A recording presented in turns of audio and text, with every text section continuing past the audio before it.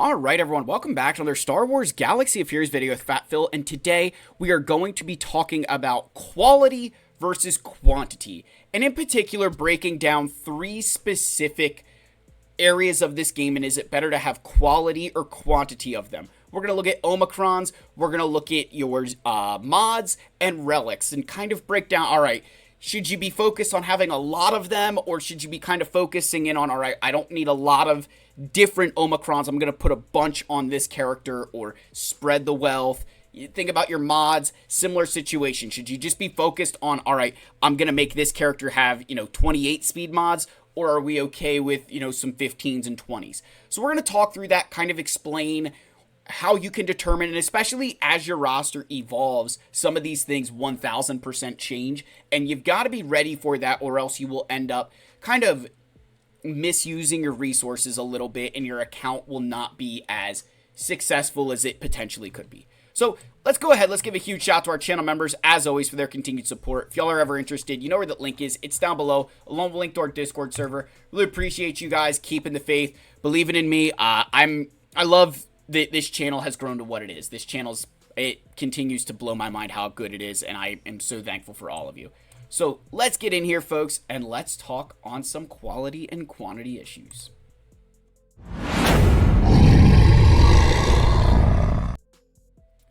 Alright, so we're going to start it off hot here, and we're going to get into Omacrons.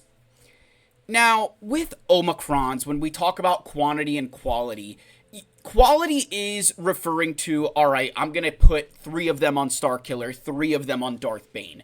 Right? We're not getting into, oh, this character's better than this character. Like, yes, Starkiller and Bane are both better than these ones up here. The question really is, should you give Darth Bane all 3 of his Zetas at the expense of not giving some of these characters that are Zetas? What I would tell you is, early on in the game and in the mid game, I honestly found that it was better to have a more quantity of them, rather than having a bunch of them invested into Starkiller or Malicos. The reason for that is I often found, and this was just my own from what I was able to find, I struggled more against accounts that had a lot of Omacrons that I had to counter. And this goes not just for, think about territory wars as well, right? Having a bunch of teams with Omacrons can be more challenging sometimes than like one team with, 5 of them or whatever. The reason why you think about it is you have, one Starkiller with 3 Omacrons. Or I've got Starkiller with 1 Omacron, I've got Iden with an Omacron, and I've got a Qui-Gon Jinn or Captain Rex Omacron. And your Starkiller beats one of my teams, my Starkiller beats one of yours. Now you've got to figure out countering Rex and Iden. That's kind of the concept there, that you eventually just force your opponent to whittle them down. If you have the advantage in Omacrons, oftentimes you have the advantage in Grand Arena, barring that your Datacrons are the same, right? Datacrons obviously change a lot of that. But I want to make sure you understand, as your account grows, we want to focus a little bit more on the quality, because to a certain extent, you're not going to be able to use every single Omacron in every single GAC. It just doesn't happen. So then your quality starts to take over. But I would say initially, you'd be smarter to be investing in, a wider array of Omacron teams. And then as you get further down the line, start picking into the quality to say, hey, you know what? My Starkiller needs another Zeta. My Darth Bane needs another Zeta. And this will just help you kind of get ready for getting into even just Kyber in general, where the demands start to really kick up. So, early on, quantity, and then we move into quality. And again, quality meaning overall character quality, like a Starkiller with 1 Omacron versus 3. 3's a higher quality. That's what we're referring to there. We're not saying, like, if you have a choice between Captain Rex or Starkiller, pick Starkiller. Darth Bane or Qui-Gon, pick, Darth Bane. For the major Omacrons there. So that's Omacrons, right? I think that kind of covers us there. We've got our bases covered. Relic levels. Relics is an interesting one. I will also say here that I have preached this for years, and I will continue to preach this. You want to focus on quantity as it relates to the journey guide. You want to have a lot of relics that are related to the Journey Guide, so that way you can get through the Journey Guide. You can unlock those galactic legends. You can unlock Balin or, whoever else, whatever, Bo-Katan, Jedi Knight Cal Kestis, Starkiller, Aphra, whatever, Grand Inquisitor. You want to work through the Journey Guide. And so I use that term of quantity to the Journey Guide. It's not smart to have 10 Relic 1, or 200 Relic 1s. That's not smart. Like, that's, so you need to have the essence of quality to the point that it's going to get you into the Journey Guide. But, like, all of these characters right here, Jedi Knight Luke, Kenobi, Dengar, Jedi Knight Anakin, Commander Luke, I've wanted to increase all of their Relic levels at some point in time, and I've never been able to do it because of the demands on the Journey Guide, and then, of course, thank you, Egnards, for my Relic 9 Dead Boys. But, I've never been able to do it. And this is a really, really important point to make, that because I waited, I was able to get through the Journey Guide and then start actually, using those high-level galactic legends, getting into some of these other events, increasing my rating in Kyber. Your quality can wait. Like, I was on a Rabid Beavers live stream over the weekend, and we were playing, like, Star Wars Galaxy of Heroes Go Fish, where Swag Frog, it was really fun. We were playing it with hot sauce, and if we got something wrong, we had to take a hit of hot sauce. And there was this account that had a Relic 7 Savage Press, but it had a Gear 7 Jedi Knight Luke. And we were both just shocked, and we're like, those should have been switched. And so that, kind of using that as saying, the Savage can wait, right? That's something that can wait. Like, Jedi Knight Luke is literally going to stop you from getting 2 Galactic Legends. So your quality is important, that you're getting it through the Journey Guide, but I'd be more focused on getting all the relics you need to get through the Journey Guide, and then start going into increasing relic levels on the characters that aren't a part of those journeys. Like Jocasta. Obviously we'll wait and see what the raid brings, but I'm not going to be taking Jocasta like Relic 9 tomorrow. I'd rather be doing that to somebody where I know the impact, or, these guys.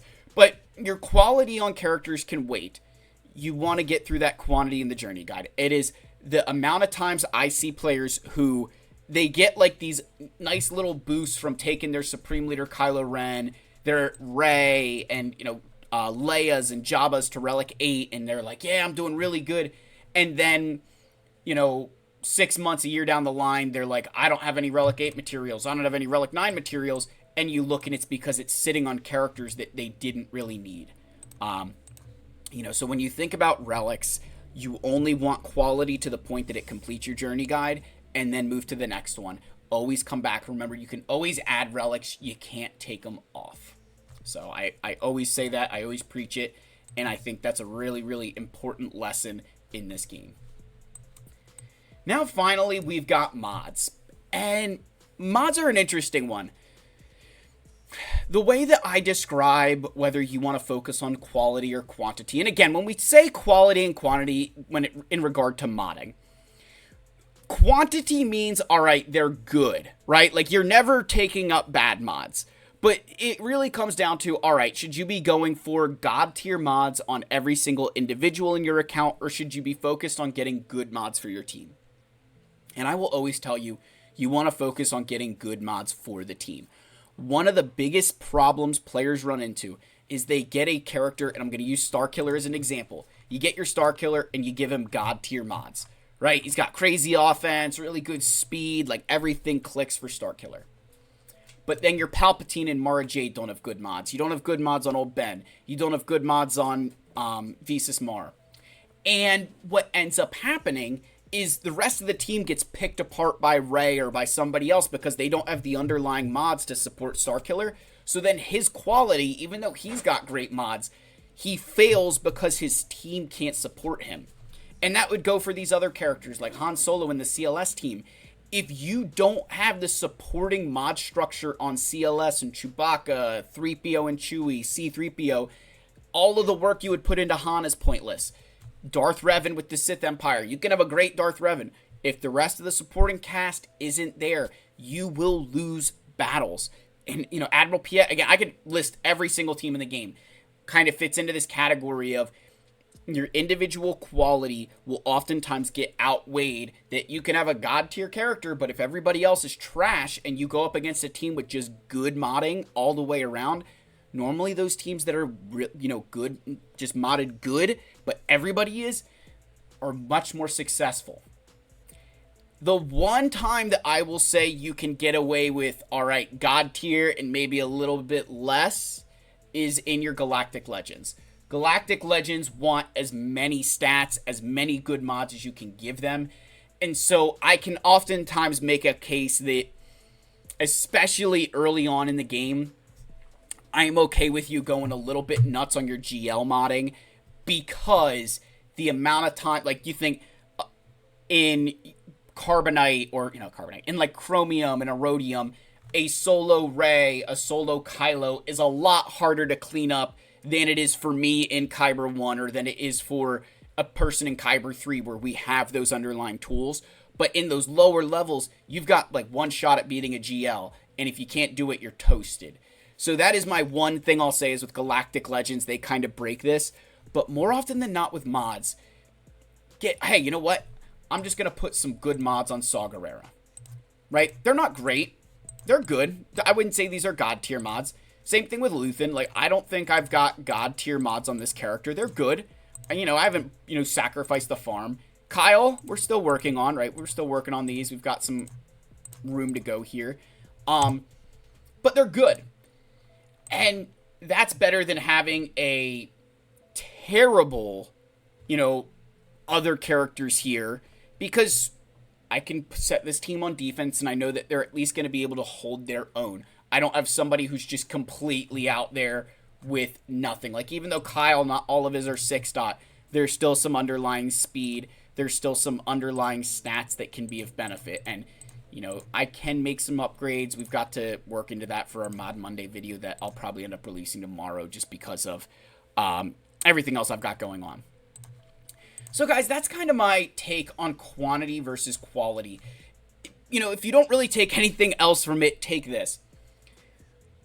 You only, quality is something you're going to focus on much later in the game, right? It's, you got to focus on that quality a little bit later. The quantity of things, to the degree that it's, like, good, is more important.